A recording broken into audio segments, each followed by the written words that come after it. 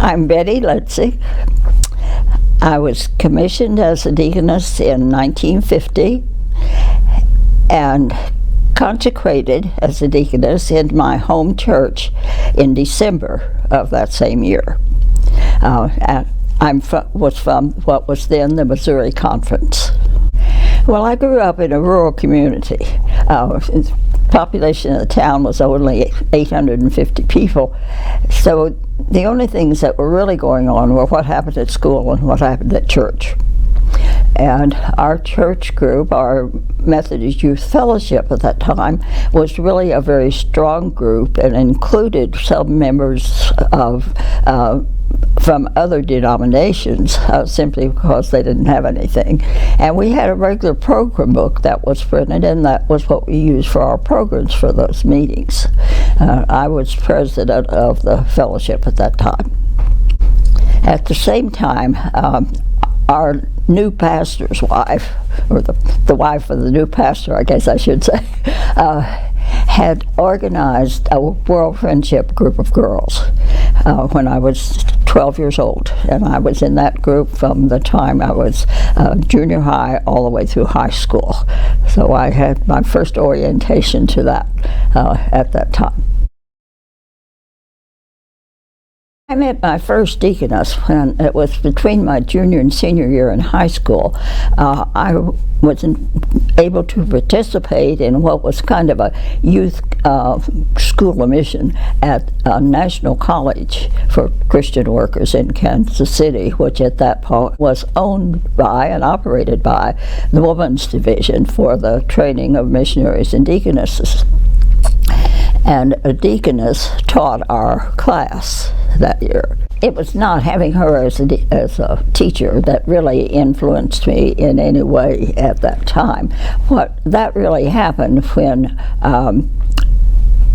1948, between 47 and 48, between Christmas and New Year's, there was a national conference of student work at Cleveland, Ohio. So I was there along with 10,000 others, and it was really a marvelous conference. The theme of the conference was Christ above all.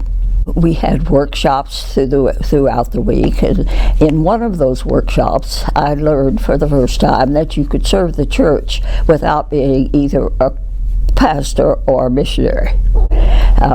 But the deaconess was not discussed in that particular meeting. There were two things that have stayed with me from that conference. The first was, where the needs of the world and your talents meet, there is your task.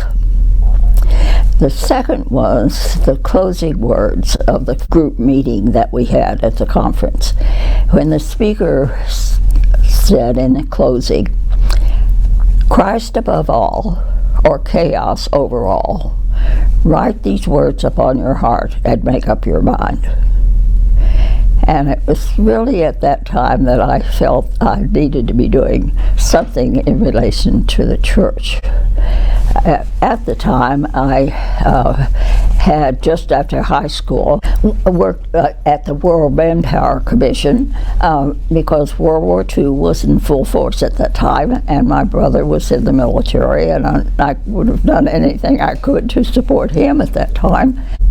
I learned shortly after I came back from that conference that there would be a reduction in force at the office in which I was working in Kansas City, with the war running down by then, that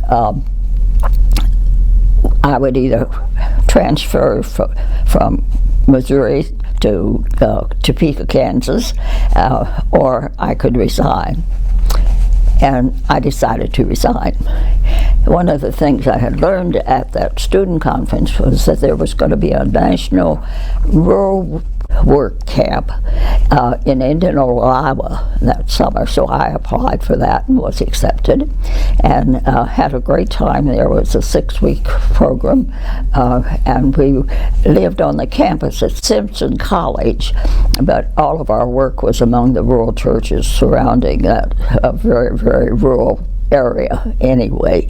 And that was, in a sense, my internship for what I had learned about. There were rural workers, as we called them at that time, now be called church and community workers, but everybody was assigned to rural assignments at that time. We weren't into urban work. We didn't do that until the wild 60s came along. At that work camp, Marjorie Minker, who was a deaconess and who was the executive secretary for rural work for the women's division at that point, came out to our camp, and she was talking to us about mission opportunities, not only about being a rural worker or a church and community worker, but other options. But since I'd grown up in a rural area that was used to that, I really was inclined to do that. And she talked with me about it, and she encouraged me to consider being a deaconess. So I filled out my application when I got back home. I sent it in. I was then asked to meet with the personnel committee back on the campus of National College. I was accepted for that, and Marjorie had already encouraged me to consider Scarrett College, so I went to Scarrett College as both a candidate for deaconess and also a candidate for being a rural worker. And in 6 weeks from the time I made my first application, I was at Scarrett College enrolled for that. So my official training questions was at Scarrett College. When I completed my 2 years of training there, then I had met the qualifications both for becoming a deaconess and also for rural work.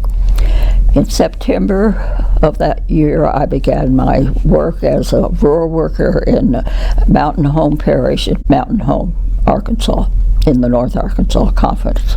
And in December then of that year, when the National Board of Missions was meeting, was when we were those of us who were going to be commissioned were commissioned at that time. And then my local church felt that I needed to be consecrated as deaconesses had been in the past, and so my local church consecrated me as a deaconess, which was unofficial, but nonetheless, it was true. While I was at Scarrett, I was on full scholarship from the national office, so my room, board, and tuition were all paid by the women's division at that point. My areas of service included rural work in the North Arkansas Conference, and then as the church secretary and director of Christian education at the Methodist Church in Rogers, Arkansas, then the director of youth work at Boston Avenue United Methodist Church in Tulsa, Oklahoma, and as director of Christian education in both Liberty and Lamarck churches in Texas.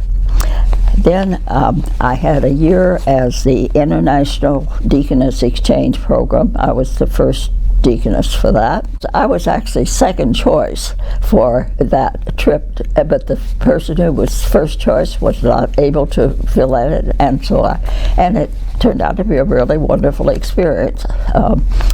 Serving at the West London Mission Kingsway Hall, where the famous Dr. Donald Soper, the pacifist, was the pastor, which was quite a good educational experience for me. My next assignment when I came home was as a special assistant to the deaconess office as we were preparing for the 75th anniversary of the office of deaconess. And our goal was to recruit 75 new deaconesses. So that I traveled around the country all that year speaking to United Methodist Women and to college groups, other groups. We had two things going with that. One was, the individual speaking that I was doing, but there were also a team of people who visited colleges. Another deaconess headed that up, but there'd be 3 or 4 of us who would go, and we would speak to the various classes in the Methodist colleges about that, and sometimes to state university colleges, to Wesley foundations. So we more than exceeded our 75 deaconesses for that new year. Now, our approach to that was, it was a part of a program that the Women's Division was sponsoring as a recruitment program, which we referred to as PQW. That was professionally qualified women. Women who already had their professions, but who at some time had thought about being a deaconess or a missionary, but circumstances didn't permit that. And circumstances had now changed. And so that's where many of that 75 came from that group of people. I became the executive secretary of church and community work in the national office. At that time, I had 106 positions, 96 of which were filled while I was working there, compared to the very, very small number of church and community workers today. And then I got displaced from that because there was a pastor down in Georgia, I think it was, who had stirred up so much trouble that there was not really a placement for him in that conference. And so one of the bishops who was on the board of global ministries at that time recommended he come to the national office. So they gave him my position. And I became the assistant executive for the Volunteers in Mission program, which was new at that point, and I served at that for that. And then I became the executive secretary of the Deaconess office. I was interim executive secretary for the Deaconess office, and when Betsy Ewing came into the office, then I was assigned to the social welfare and medical work as executive secretary, and I served in that most of my time, because that related me to the institutions all the way from Nome to Puerto Rico. Then I was caught in one of those reduction in forces, but I was called back in order to serve again officially in the Deaconess office till the end of my retirement. My experience in London, serving in the Deaconess office, participating in diaconia and DOTAC, leading a trip around the world with deaconesses to attend the diaconia meeting in the Philippines, and then being back in the office, Deaconess office. Well, my biggest challenge at the time I came into the office was that the General Conference had had a study on ministry going for 25 years. And at one point there had been official recognition of lay workers, and then that got dropped. And then there was the decision to have the office of deacon, diacon, and call them diaconal ministers. Part of the difficulty of coming into that situation at that time is that Randy Nugent, who was the General Secretary for the National Division, was not really supportive of mission work. He had had some experience sometime in his past history before he came to that he felt, I think the way to express it was he really felt like they had imposed, I guess, too much on them. He really had an unsatisfactory experience at least. In addition to that, both of the previous 2 executives of the Deaconess office had themselves become diaconal ministers. And I just continued to advocate for the fact that I thought there ought to be an official role for lay workers. And so I kept working toward that, with opposition, of course, from one of the committees on General Conference leading up to that. But finally, General Conference closed the Committee on Ministry that they had and turned the issue over to the Council of Bishops. So the Council of Bishops were holding various kind of hearings, and they had a hearing at our office in New York around the role of lay workers, laity, and there were representatives there from diaconal ministry, but also I had worked with a team, and I brought part of the team with me to the meeting. Among those on that team at that time was Ellen DeJohn, and we made our presentation, and it was very clear that our presentation was more impressive, more vibrant than what came from diaconal ministry. And fortunately for us, the bishops recommended that the office of deaconess be continued. So here we are. So when you think about that, that was one of my biggest challenges, but it's also one of my greatest joys that we actually saved the office of deaconess. My biggest disappointment was in the way the notification was handled for my reduction in force at the time. I had a call from the 15th floor saying, how sorry they were, what had happened to me.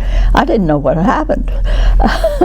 And even though I had been in a meeting on the same floor with my supervisor, she did not tell me personally.